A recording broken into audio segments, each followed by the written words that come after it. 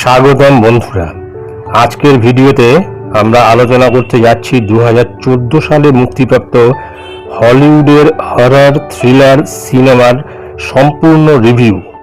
এটি এমন একটি সিনেমা যেখানে একদল বন্ধু এক ভয়ঙ্কর প্রাণীর মুখোমুখি হয় এবং তাদের বেঁচে থাকার জন্য শুরু হয় এক ভয়াল লড়াই। কাহিনী, অভিনয় এবং সিনেমাটির ভালো মন্দ দিকগুলি নিয়ে বিস্তারিত আলোচনা হবে। এই ভিডিওটি শেষ পর্যন্ত দেখবেন।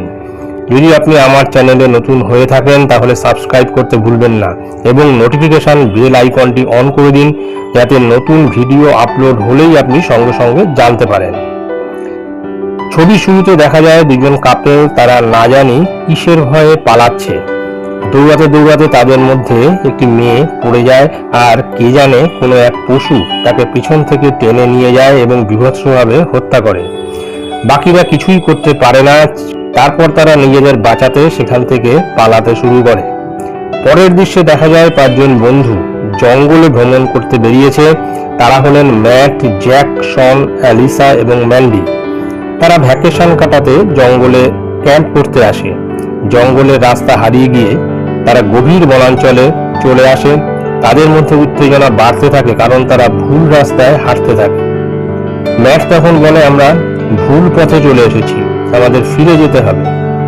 জ্যাক বলে, এত গভীরে আমরা আগে কখনো আসিনি, এই জায়গায় আমার খুব অস্বস্তিকর লাগছে। শন বলে, আরেকটু এগিয়ে দেখি, হয়তো কোনো সঠিক রাস্তা পেয়ে যাব। বন্ধুরা জঙ্গলের মধ্যে হারিয়ে যাওয়ার পর রাত হয়ে আসে। হঠাৎ একটি অজানা হিংস্র প্রাণী তাদের আক্রমণ করে।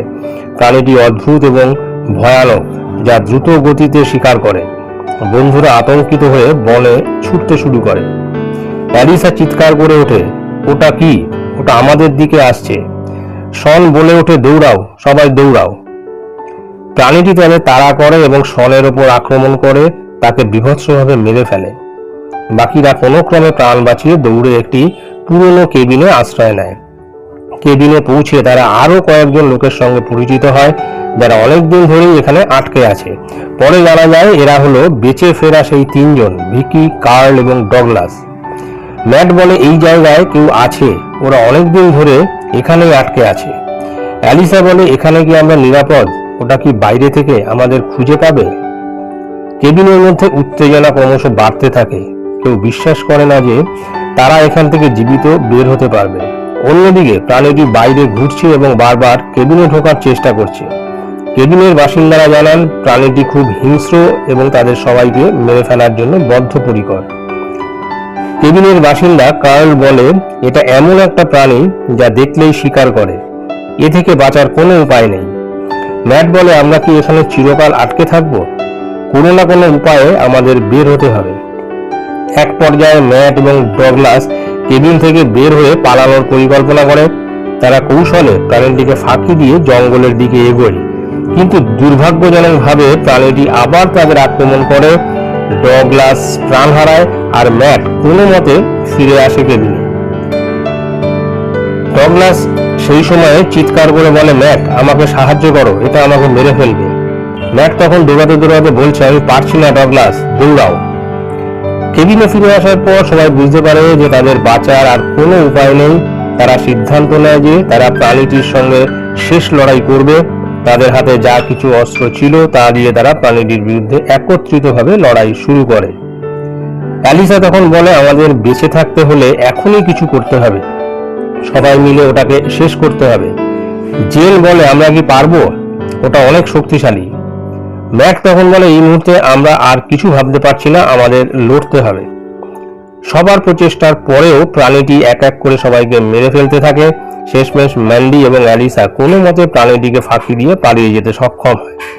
তারা রক্তাক্ত এবং বিধ্বস্ত অবস্থায় জঙ্গলের বাইরে পৌঁছায়, কিন্তু সেই প্রাণীটি তাদের পিছু ধাওয়া করে। একসময় বিভৎস প্রাণীটি অ্যালিসাকে আক্রমণ করে ও মেরে ফেলে। সেটা দেখে ম্যান্ডি যেতে না চাইলেও অবশেষে এই বিভৎস আক্রমণ থেকে রক্ষা পেতে সেখান থেকে সে পালাতে বাধ্য হয়।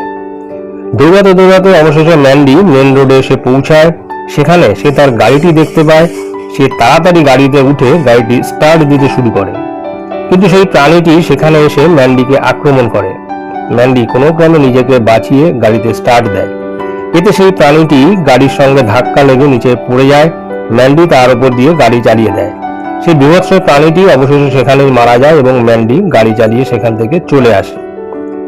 মুভির শেষে দেখা যায় ওই প্রাণীটির আরো একজন সঙ্গী সেখানে উপস্থিত হয়ে দুঃখ প্রকাশ করতে থাকে।